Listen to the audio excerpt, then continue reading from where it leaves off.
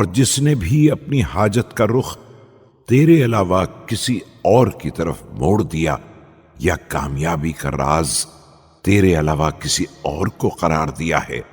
اس نے محرومی کا سامان مہیا کر لیا ہے اور تیری بارگاہ سے احسانات کے فوت ہو جانے کا استحقاق پیدا کر لیا ہے۔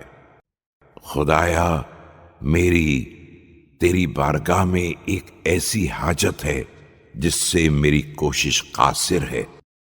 اور میری تدبیریں منقطع ہو گئی ہیں،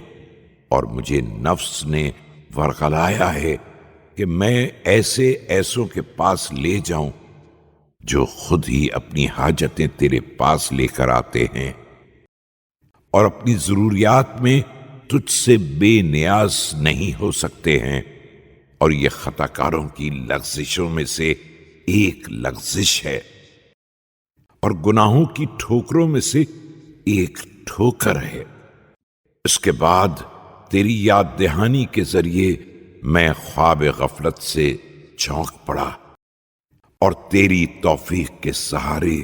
اپنی لغزش سے اٹھ کھڑا ہوا اور تیری رہنمائی سے اپنی ٹھوکر سے پلٹ پڑا، اور میں نے فوراً اعلان کر دیا کہ میرا رب پاک و پاکیزہ ہے،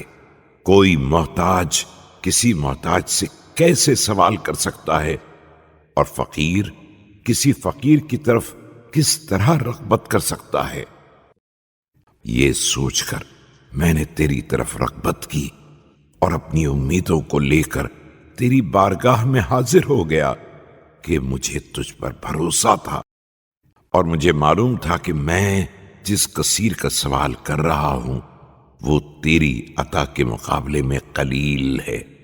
اور جس عظیم کا تقاضا کر رہا ہوں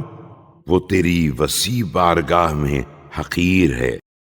تیرا کرم کسی کے سوال سے تنگ نہیں ہوتا ہے، اور تیرے ہاتھ عطا کرنے میں ہر ہاتھ سے بالا تر رہتے ہیں۔